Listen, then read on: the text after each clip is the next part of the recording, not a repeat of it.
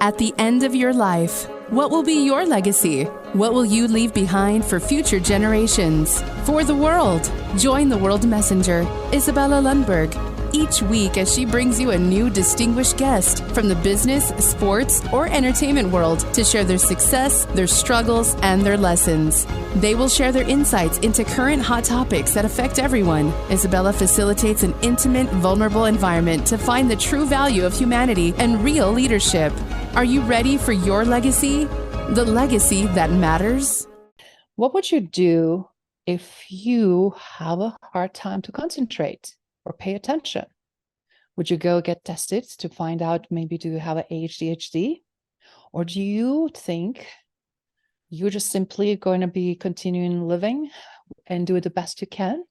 What would you do if you also lack the confidence or simply don't have right support to help you to overcome some personal challenges that you've seen that are coming with great difficulty to you, but with great ease to the others?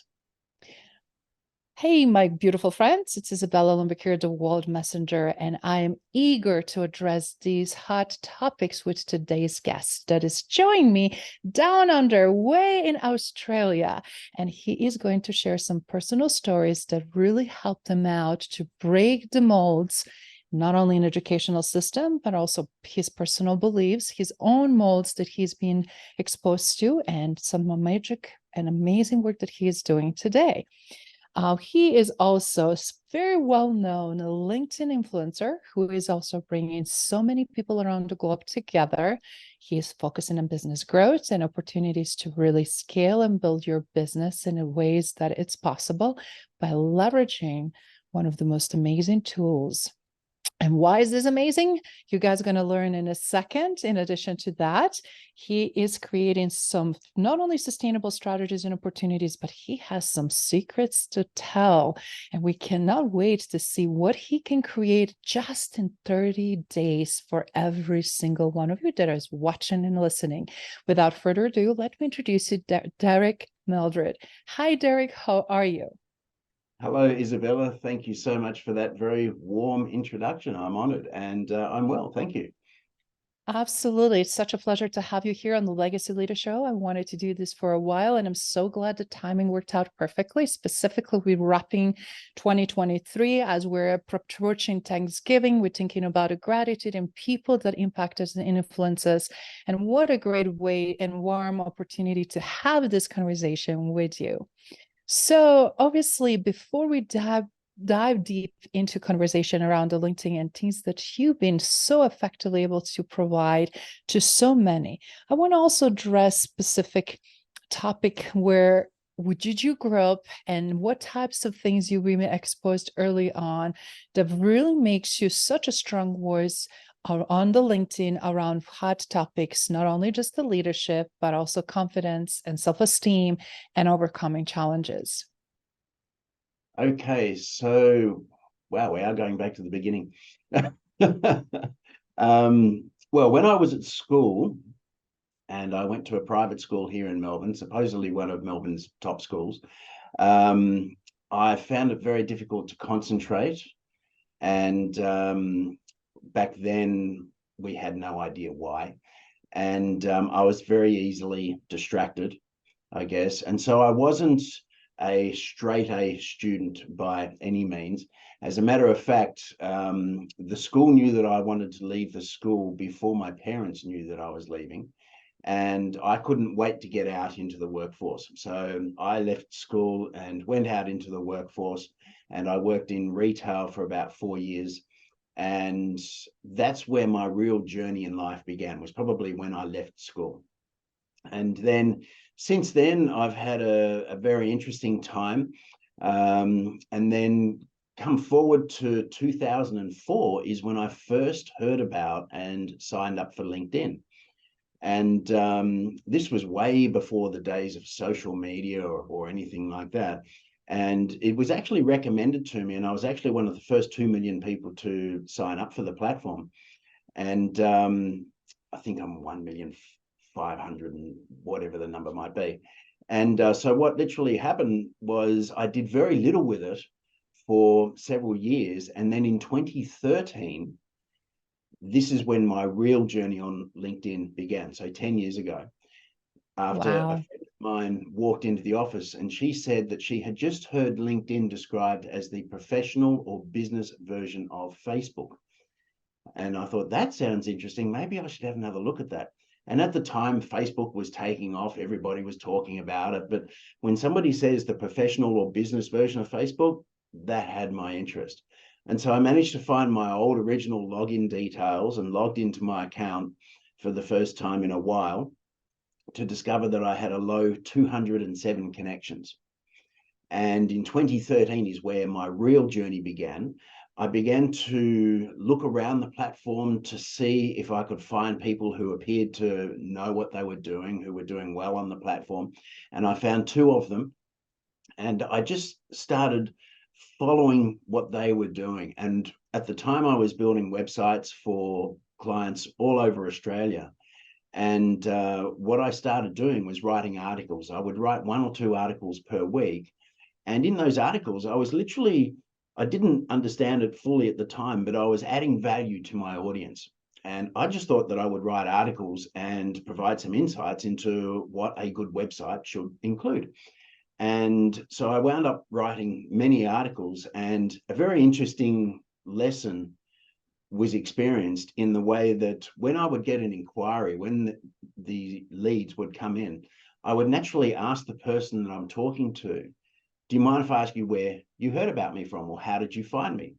And I would have people who would say, oh, I've been watching and reading your articles. And those were people who had liked and commented on the articles. And then I would have other people who had just sat in the background and still watched and read those articles and hadn't liked or commented at all.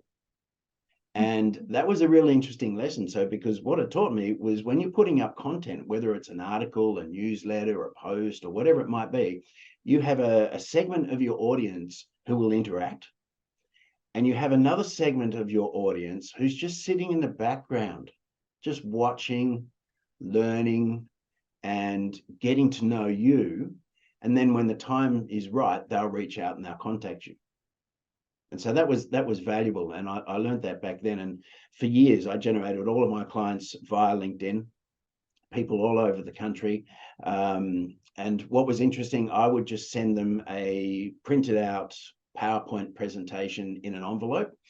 And then I would have a cover note on the top of that envelope that literally said, please do not open this envelope until our scheduled meeting. And then I have an intro letter that would go with it. And so I put that in the post to them, and I'd already had a scheduled time to go over that presentation with them. And I wouldn't call it a presentation, I'd call it an info pack. And so we had this scheduled time set up, we'd get on the phone, and I was selling $2,000, $3,000, $4,000, $5,000 websites over the phone, because this is back in the days before Zoom, via a PowerPoint presentation in the post with the lead generated from LinkedIn. Wow.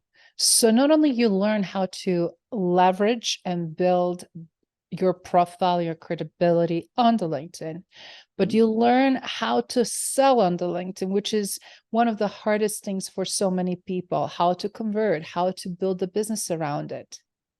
Well, there's actually an unwritten rule of LinkedIn, and that is that you don't sell on LinkedIn. And the reason for that is because in most cases, it's too early in the conversation. Okay. Yes. Most people have received a sales pitch of some kind, or a pitch of some kind inside their inbox. More importantly, most people in the audience know exactly how they react to that. Okay. They know how it makes you feel, and you know how you react to that. And people are the same. And it's because it's too early in the conversation. So what you literally do is you build on that professional relationship, you build on that conversation, so that when the time is right, and in many cases, the timing can be different for each individual conversation. When the time is right, you then take that conversation to the next level, which is away from LinkedIn. Okay. And it's during that conversation away from LinkedIn, you might go more in depth into the work that you do, the products or services or solutions that you provide, how you can help that particular person that you're talking to, the fees that you might charge, etc. And there's an old saying, and that is that the best salespeople in the world they don't actually sell. They just talk to people. And So that's true. when you're having that conversation on a phone call, on a Zoom call, during a face-to-face meeting with a prospective client, you don't sell, you just talk to people, just have a chat, just keep it cool, calm, and casual. And people respect that, they admire that, and they can think to themselves, well, okay, this is easy. Yes, let's go ahead with this. And that's the scenario that you're trying to create. I love that. Calm, collected. What did you say? Calm, call. I'm sorry. Calm and collected. Awesome. I love those three C's, and they're really great for everybody that is watching and listening and new to LinkedIn. And you and I just witnessed some major milestones. So when you say you joined when it was just over a million users, could you tell them what is the today's number in 2023, decade later, how many official LinkedIn users are right now? When I first signed up, it was back in 2004, and I was one of the first 2 million to sign up. My real journey started in 2013, as I mentioned earlier. Just a couple of weeks ago, Microsoft, who purchased LinkedIn approximately 5 years ago, just a couple of weeks ago, Microsoft announced that LinkedIn had just crossed over 1 billion users. That is insane. So look at the trajectory, guys. Listen very, very carefully how much that platform grew. And I remember people saying, oh, it's just the people seeking job, or it is just another way to, just to interact or learn about company recruiters, or it's not just big deal or whatever. But then for people that like yourself, myself, and so many others that not only create on a daily basis content, but add and lead with the value and see opportunities and create, frankly, opportunities are absolutely big, huge fans. So do you mind sharing what you love about LinkedIn and how that prompts you to be the guru that you are, that you help with the growth of the business, and that you're also helping to be not only just a LinkedIn business coach and trainer and career creator, but course creator and helping people with careers and whatnot, but also be able to scale and build and grow the businesses? Well, when I really started generating results on LinkedIn, it was interesting because essentially there was no instruction book. Okay, you had to figure out things as you went. And there were some times I made some errors, and there were some times when I learned the hard way where I would wind up with restrictions on my account, and I'd send in a support request, and they'd say to me, "You've sent out too many requests to connect," and that's easy to do because you might have a couple of thousand connections, but you see people with 20,000 connections, and so you think to yourself, "Well, I'd like some of that too. How do I do that?" And so you start trying to connect with as many people as you can. And so basically what I learned going through this process is there's obviously the right and wrong ways of doing things. And I had restrictions placed on my account, and then they were removed once I understood what I was doing incorrectly. And so that was all a learning curve. And then I had a very interesting conversation with somebody, and we were talking about content. And he said to me, add value with your content. And what he was finding with his content was to add value. And so I took that a step further to add value and educate without selling. Okay, and that's the content key: add value and educate without selling. And by doing that, with content, the other thing which is really important is LinkedIn is a tool that you use to get a conversation started. Okay, it also happens to have your profile on it, and it also happens to have an inbox on it, and it also happens to have a facility where you can brand yourself with your company branding, with a company page, etc. Okay, but it's basically a tool that you use to get the conversation started. Okay, and your content can be a valuable part of that. And so when people like and comment on your post, replying to that comment is your opportunity to start a conversation with them and to start to build on a professional relationship with them. Okay, and so that's the valuable part about content. When you add value and educate without selling, you're literally helping people to understand the platform. You're building on those professional relationships with people. You're building on your reputation. Wow, that is so powerful. And what I love about what you just said is everything with value. Obviously, it's a natural way to sell without trying to sell, right? People will seek you out, will be easy to have this conversation. And also just so many other avenues, how you stand up. And you stand up in so many amazing ways.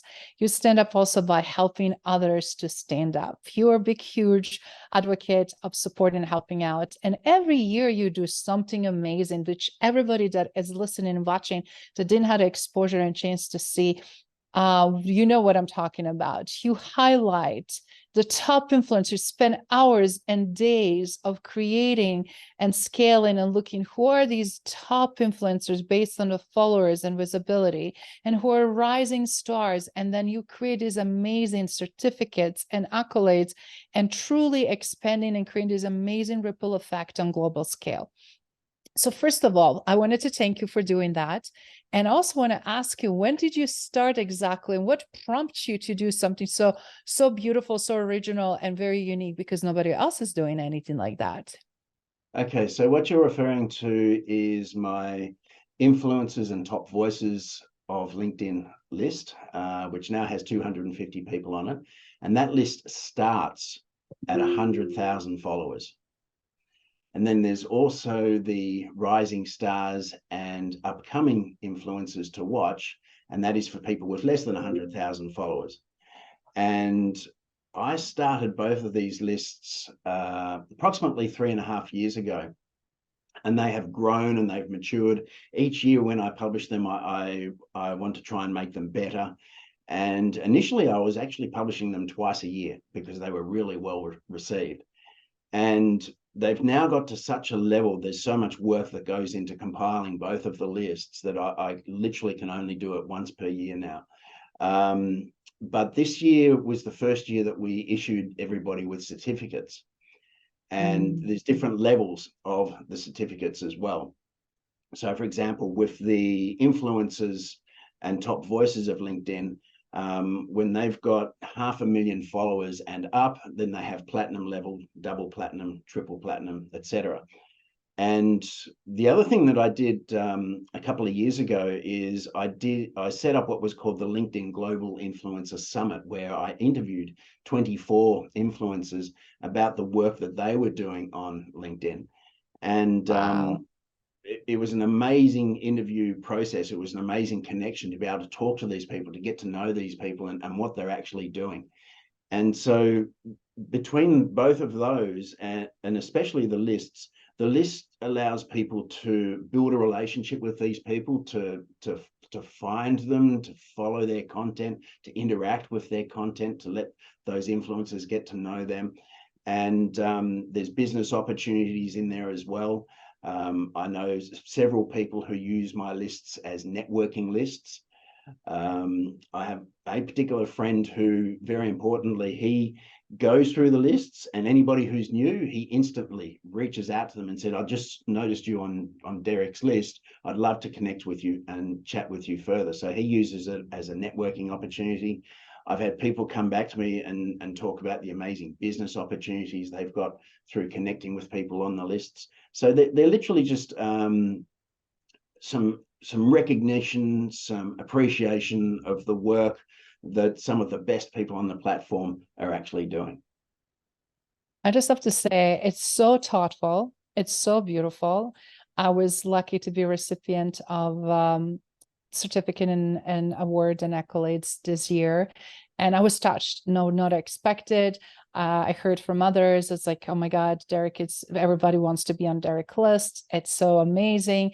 And from some reason, I thought you've been doing this much longer, because it just shows how in very short 3 years, you built so much anticipation and traction and how much people are looking for, which also shows that we don't have to spend decades and decades to get something that we're looking at, desire, or hoping to achieve and accomplish, and shows again how servant leadership shines. And I want to, again, from legacy standpoint, you're already leaving a phenomenal legacy because you're living it and leading with it, which is fantastic, again, to highlight, because we see so many different avenues how people interact with others, and this is definitely one of, by far, that makes so many people happy and also happily surprised.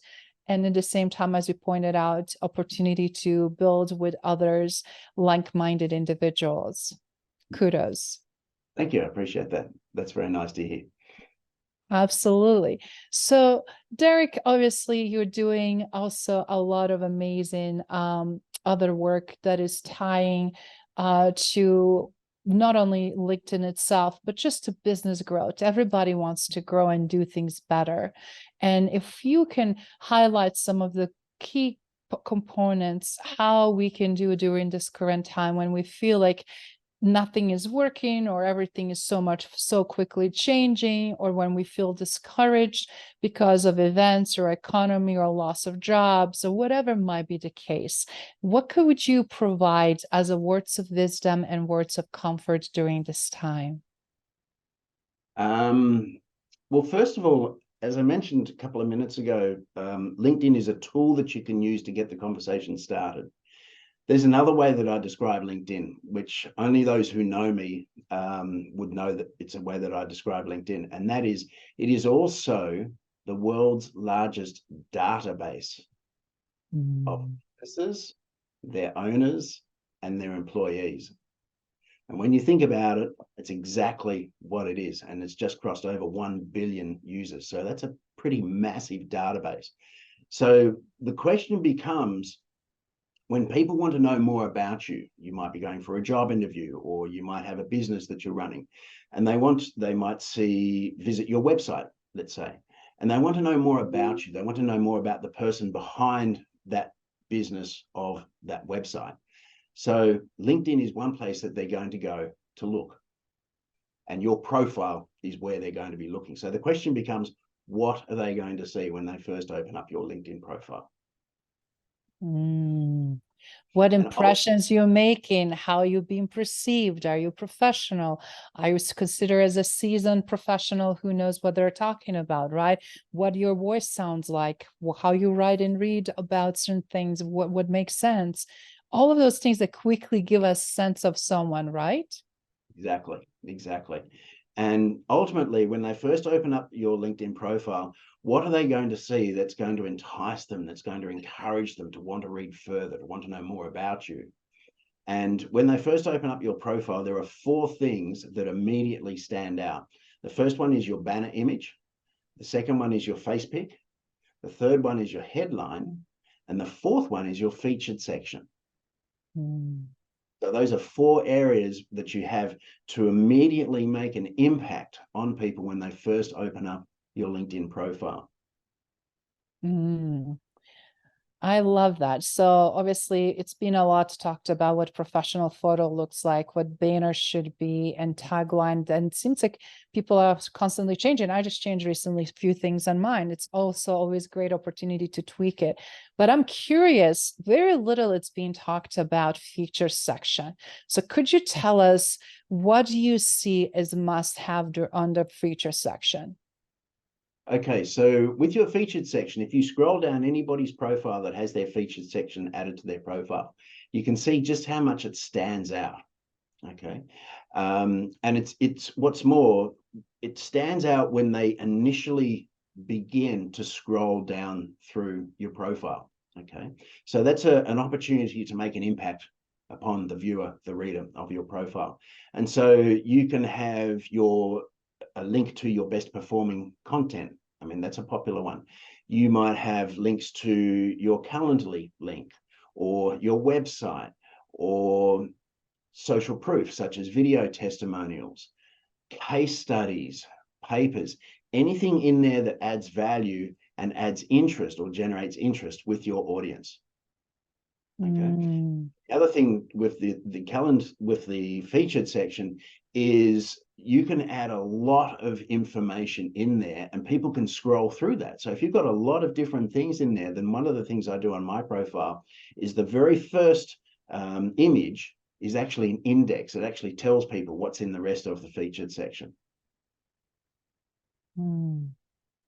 I love that, because I was looking at yours earlier, and yours is obviously very strategic, very well focused on LinkedIn and things that you do. and it's just congruent with your banner. It's congruent with what you already have and your tagline. So it's no question, what do you do? It's very clear, and everything just kind of flows beautifully. So everybody, again, watching and listening, go to Derek's profile in LinkedIn and see what masterpiece looks like, because then when it's congruency there, and not only with a great photo, and a great photo again in the banner, but also with the great statements, as well as the future section. I feel like in 3 seconds, I'm dealing with the pro.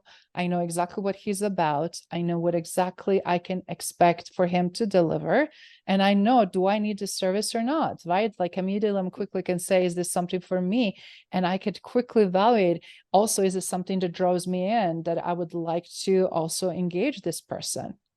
And my answer would be yes, because you make it super friendly, easy to digest. You have a great photo that also, as a behavioralist, I look at it as like, is his personality, appealing? Is he approachable, or he's arrogant, or is he self-centered? And all of those things that we also evaluate as a users from the other side, which is also a fantastic way to quickly evaluate, is this someone I wanted to learn from or I can work with? Absolutely. Absolutely. The other thing too, which is vital, especially for people in business, especially for people who are using LinkedIn to build, grow, and scale their business, is their social proof. Okay. And the way that I describe that, what I'm literally referring to, you can have social proof inside your featured section. It can also be the recommendations in the lower section or area of your LinkedIn profile. So don't ignore your social proof. And the key to getting more and more social proof is you literally have to get comfortable asking for it.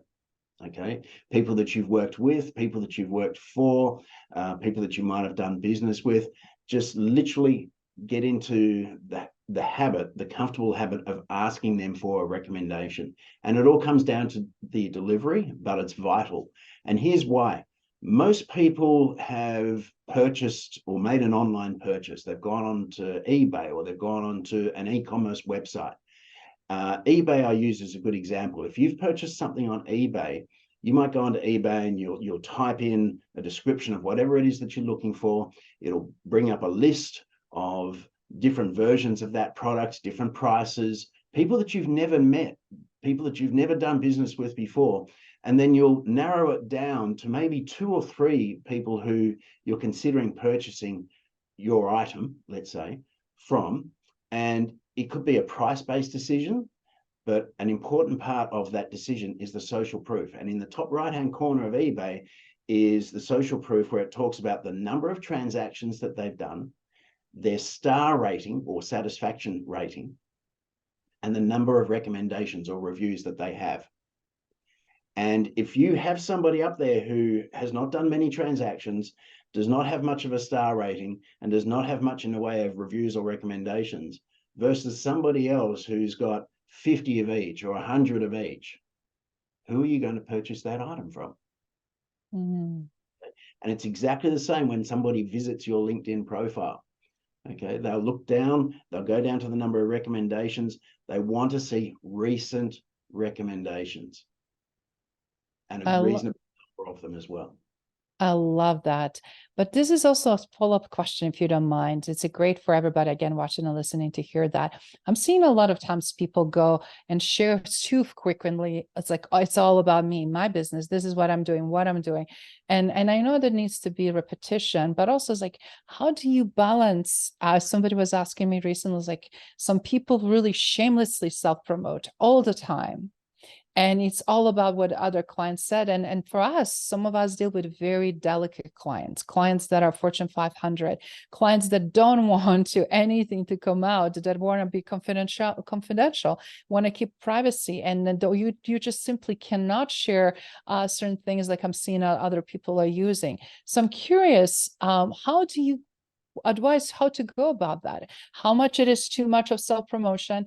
Also, how is it good to do when you have to keep confidentiality and trust, and you cannot disclose, and you don't want to just use somebody's phrases with no name or brand or company attached? Because most people I've found, specifically in my circle, that we're dealing with high-level executives, that they want to stay private, because privacy is the gold. That's why you have them as a client in first place, and their circumstances or culture or situation, because obviously for a lot of them, I was like, oh my God, why do they need this type of help? Can't they figure out this internally, right? So it's just a lot of also perception from outer world. And I would love to hear your take, specifically when we're speaking for such a delicate, high level audience, please. Okay. And there are circumstances, there are situations where clients demand confidentiality, and that's okay. Okay. And it can also depend on the type of service being provided. Sure. For example, you wouldn't go public with talking about how a lawyer just got your charges reduced or something like that. But what you might do is put together a nondescript or a non-specific case study, okay, that maintains that confidentiality, but can still highlight the problem, the process that was involved, the result that was accomplished, and the overall effect at the end of that. So you could highlight that in a case study, and you could put that case study inside your featured section. Importantly, though, you want to make sure that you have your client's permission to do that.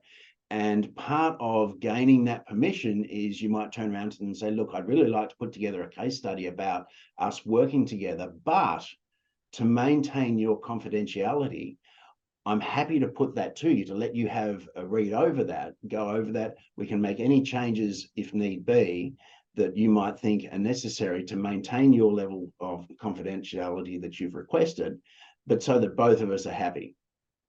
I love that. Such a beautiful, great compromise. And I also think it's a great opportunity where we can easily and simplify things, but also show what we're capable of. I think it's a fantastic compromise because, again, everybody is coming from different perspective, right? Some smaller, medium-sized businesses might not care. Some of them are, oh my God, yeah, I hire someone for social media support. It's a very different when you say, I hire someone to actually help me with the risk and huge internal turnover or crisis intervention. And the fact that, acknowledging you had a crisis and how this might be perceived now by stakeholders, how this might be perceived by employees or others might completely change the flavor of everything else. And the reason I'm bringing this question, obviously, in this conversation, not only because of your expertise, and I'm sure you've been done everything you could possibly at this point, but it's also to look at that we have still choices and opportunities, depending who we're dealing with, that we can address and then do it from a very different perspective based on different scenarios. So thank you so much for giving us such a great insight. Any other advice? Any other advice? Yes, on that particular topic, or anything similar that you encountered that you wanted to audience to know? One of the things that I did when it came down to asking people for recommendations, when you ask people on LinkedIn for a recommendation, LinkedIn gives you the facility from the drop-down menu, from the More button. You've got request a recommendation, and they give you this very basic prompt, and it's literally request a recommendation from this person. And so I firmly or strongly recommend that you personalize that request a little bit. Talk about your experience with them, talk about your conversation with them, what you've accomplished with them, and then ask them very politely, would you mind providing me with a recommendation, please? And in most cases, if you ask people like that, they'll say, sure, happy to help. And then you say, great, I'll send you a link. And then the link is automatically sent to them. And the next thing you know, you're receiving a recommendation. So social proof is significant in the way that it helps people make that decision to talk to you further or to do business with you further. So it's an essential part of the equation. And so don't neglect it, whatever you do. Don't neglect it. Get comfortable asking for and building up on those recommendations. I love that. Even the recommendations then can be leveraged and utilized as a social proof, and then copied and pasted and create a little of visuals that can say such and such recommended me based on the X, Y, and Z, and then you can tell the little story, right?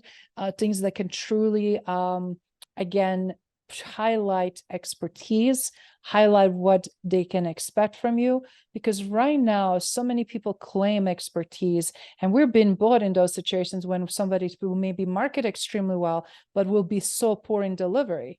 Or you see someone who is not good at marketing themselves, but you know that are gold star and they're phenomenal to engage with and then actually to win your part of the business. And a lot of times we say marketing is not necessarily a reflection that everything is going to be okay, but we tend to trust that more, right? So for everybody on the fence, this is a great avenue for you to tap in. And as Derek mentioned, not be shy. So Derek, when we look at everything you accomplished so far and your trajectory, obviously you're already, as I mentioned earlier, living your legacy, you're leading with your legacy, and you already left so much in the decade of your presence on LinkedIn and building the businesses to so many around the world. What is left in bucket list? And what would you like for your legacy to be at this chapter of your life? I just like helping people. I really do. I like helping people, and I like seeing them get the results that they're hoping for. So my business is not, I not only provide LinkedIn coaching, I show people how to make online work better for them. So I can look at their entire presence online and basically say, okay, this area here, that can be adjusted or improved, that can be worked on. And LinkedIn is an important part of all of that. But I just like helping people and working with people. I enjoy seeing people get the satisfaction of achieving a better result for themselves. That's what excites me. And that is something do you want to continue doing and exploring further and take into the next level? But Absolutely. in terms of your legacy, what would you like to be remembered and known for? That's a really good question. Thank you for asking me that. A caring, kind-hearted person who loved life and loved helping others. You're already doing that, and it's so evident in everything you do. And again, just in during this conversation, it's just such a highlight of essence who you are. And I just want to ask you, what prompted you when you were younger? I know you were mentioning, and when we had an opening conversation, possibly some things that you had to build confidence or things that you have to overcome to make it much more easier for you versus for the others. What would you suggest based on what you learned and who you became today? One piece of advice, if people are struggling with their confidence, if they're struggling with ADHD, or if they're struggling to truly own who they are and just show up full-fledged, regardless how society might label or perceive, what that one piece of advice would be. Okay, I'm going to elaborate a little bit, if I may. Please. I suspect, as I indicated earlier on in our conversation before we started this interview, I suspect or strongly suspect that I have ADHD, and I've never been tested for it. I know the process, or know of the process that is involved, and it's a testing and an interview process. And I also know what happens after that process, after you get diagnosed, and they put you on this medication. Now, I'm a little bit of a health nut. I take vitamins every day. I try to keep medications out of my body. I'm not keen on medications. I'll take them and when I absolutely have to. Everybody I have spoken to, including some friends who have been diagnosed with ADHD, everything they tell me about what got them to that diagnosis and what they went through is me to a T. Okay. So I am easily distracted. I'm my own harshest critic. I'm also a perfectionist. I don't do things as fast as I can, but I do things as best as I can. And I was also involved in martial arts for many years. I've recently retired from that because I'm 59 years old and my knees were giving me warnings. But probably one of the best decisions that I personally ever made was back in the 90s. And I think back in the 90s, they had these late night TV commercials. Okay, so if you woke up in the middle of the night and you couldn't get back to sleep and you turned your TV on, you were bombarded with these TV commercials. And one of them was for Tony Robbins. And I wound up buying his CDs, as they were back then, and I listened to those incredibly intently, and I was writing notes and all sorts of things. And so the best tip that I would give anybody, because like most people, I've had levels, or I've had situations where my confidence has been down, my self-belief has been down, and there's ways to build that back up again. My best tip would be explore and enjoy personal development. It's your own personal development. It does not matter who you follow or who you listen to or who you go and see or watch or anything like that. Just explore personal development and apply as much of it as you can. That would be one tip. The other tip is this: learn from your mistakes and failures. It's funny, when we're at school, we're almost conditioned that mistakes and failures are wrong. Yes. I personally, in my own opinion, believe that's a critical error of our education. Yes. Because when we're learning to walk, we fall down and we get up again, and we continue to try to learn to walk. We continue to fall down until eventually we stop falling down. And so what literally happens during that time frame is we learn to adjust our balance until eventually we're walking. And that's an instinct when you consider the age that we're learning to walk. So my point is this: learn from your mistakes, learn from your failures. They are learning opportunities. And you're learning what doesn't work. So you change your approach, you try a different approach, and then eventually you will learn what does work. And if you read up on some of the world's most successful entrepreneurs, extremely successful, extremely wealthy people, they will tell you that the reason that they have achieved the results that they have is because they have tried and failed more times than so many other people. And if you ever get to meet some of those entrepreneurs, if you've got that opportunity, think about the questions that you could ask them. Just take a short moment out and think to yourself, okay, I'm about to go and talk to such and such. What are 2 or 3 valuable questions that I could really ask that person that are going to allow that person and I to really have a conversation that tells me about how they got to where they are today? So learn from your mistakes and your failures. I love that. And you're spot on, because conditioning is horrible and to detriment, because we as adults are expected that we know everything, right? And we can fail. And as a result, so many adults will never try anything new. And so much is changing. So that's why so many people will not try even posting anything on LinkedIn, or trying to use the tool for networking or reaching out or building the business or trying to sell or whatever might be version of it, right? Because they feel uncomfortable, because I never done this and I'm afraid to try because I'm going to fail. And the cycle keeps going. And as a result, what happens? Such an amazing life lesson. Thank you for sharing that. Everybody's human. Everybody makes mistakes. Absolutely. And this is the other thing too. So many people try to be portrayed and look like they're perfect, right? Or create persona. And that doesn't necessarily match when you have a conversation. And this is the beauty for everybody watching and listening. Derek is exactly what I expected. That's already what I already felt and seen just by watching him, what he does. So now when you have this conversation, it's not like this huge surprise. I'm not getting completely different now version of person and character and personality. And it feels like we know each other for a long time, doesn't it, Derek? As a result of that, which is so beautiful how he's showing authentically, because that really shows also now how much more personable a relationship can be, how quickly you can accelerate if you want on potential collaboration or whatever it might be. But the beauty is, like, do you have a trust now I definitely do have a trust net. If I want to say, "Hi, Derek, I could use this help," I can say, I can feel comfortable investing in him, knowing that he's going to take care of me and do a great job.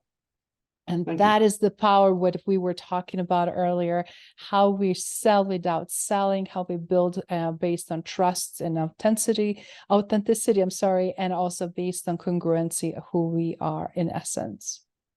Yeah. Just have a conversation with people, just talk to people as if you're having a casual conversation. There's no need to sell. Just talk to people. It's easy. And before we close, I know you have a lot of stories, but I'm just curious if you can tell me something that shocked you, that was the most shocking thing you experienced on LinkedIn, and something that really was the most amazing experience that met you, felt like, oh my God, I need to continue doing what I'm doing. Okay. Probably the experience that shocked me, so to speak. It was probably 8 years ago, 7 years ago, and I wound up with permanent restrictions on my abilities to connect with people. And so what happens is LinkedIn has a scenario which is called I don't know this person. So if somebody doesn't want to connect with you, they've got no idea who you are, they have the option to click on I don't know this person. And it's called IDK. And you're allowed 5 of those against your account before LinkedIn puts restrictions on you. And then after a period of time, they'll remove those restrictions. And so I went through those, and then what happens is after they remove those restrictions, if you do it again, then they put the restrictions on you for longer. So of course I did it again, and because I wanted to build up my following. I had maybe 5,000 followers, and I could see there were people with 25,000 followers, and I wanted something like that. And I thought to myself, well, how do I go about that? And it took me a while to learn that I had to change my approach and keep on changing my approach until eventually I found what worked. And so it was a valuable lesson. So the bit that shocked me was when I wound up with restrictions on my account, and for every person that I wanted to connect to, it was asking for their email address to prove that I knew that particular person. And so I sent off a support request to LinkedIn, and LinkedIn came back to me and said, you've got permanent restrictions on your account. I thought, oh no. So that was the bit that shocked me. However, after a period of time of behaving myself, LinkedIn removed those restrictions from my account. Okay, so I do not have those permanent restrictions anymore, which I'm quite pleased to say. So that's probably the bit that shocked me. The bit that, and I was thinking about this just this morning, we hear of 6 degrees of separation, okay? Yes. How one person can lead to another, to another, to another, to another. Well, I experienced that in quite an extraordinary way, where one person introduced me to another person, who then introduced me to about half a dozen influencers. And these were people who were doing amazing things on the platform. And not only did this person introduce me to them, he suggested that I connected with them to those actual people. Okay. So he gave those people my name. And so I connected with these people, and I started to build a professional relationship with them. And then, of course, when I started publishing my list, I was building more relationships with even more people. And so then what really amazed me, and almost get emotional talking about it, was I put together an ebook. And I thought to myself, what if I can get this particular person to write the intro, the preface to my ebook? And this particular person that I had in mind is one of the top people on the platform. He has millions, and I do mean millions, of followers. Okay. And I thought to myself, how do I go about asking this person to write the intro to my ebook? And I thought, well, to hell with it. I'll just ask him. Okay. And so I was nervous about it, and then I got over my nerves about it. I got over my insecurities, I guess, about asking them. And I thought, hell with it, just ask him. So I did. And he turned around to me and he said, sure. I've never written an intro for an ebook before, but yeah, I'll give it a go. What do you need me to do? And so he wrote the intro to my ebook, and I was absolutely really surprised. I was so happy, really delighted that he actually did that for me. And to those of you who have my ebook, you'll know exactly who I'm referring to. That is amazing. I love that story, and I love that you highlight those 2 points, because again, on this we try, and just shows again, you were prepared. If you failed, what's the worst thing you're gonna say? No. But what if you succeed, and look at this, how that's changed everything else, and how much actually your credibility, your approach, and the way you interact with people influence these decisions. So that is also the beauty of that. So in closing, where the people can find you, Derek, if they wanted to connect with you and learn more from you? Just find me on LinkedIn, look up Derek Mildred on LinkedIn, and send me a personalized request to connect, because I get probably 50 requests to connect a day. Okay. And most of them are just clicking that connect button. And most of those, if not all of those, get ignored. So make sure you send a message to me, letting me know about the conversation we've had today, how you heard about me, why you would like to connect, and I'm sure we can connect. Thank you for listening to Legacy Leader Show. If you enjoyed the content and had a positive experience, then please leave us a positive rating. In addition, leave us a positive review whenever you are listening on whatever platform there might be. Make sure your friends and family also know about the benefit and value that we provide and what we have to offer. Cheers.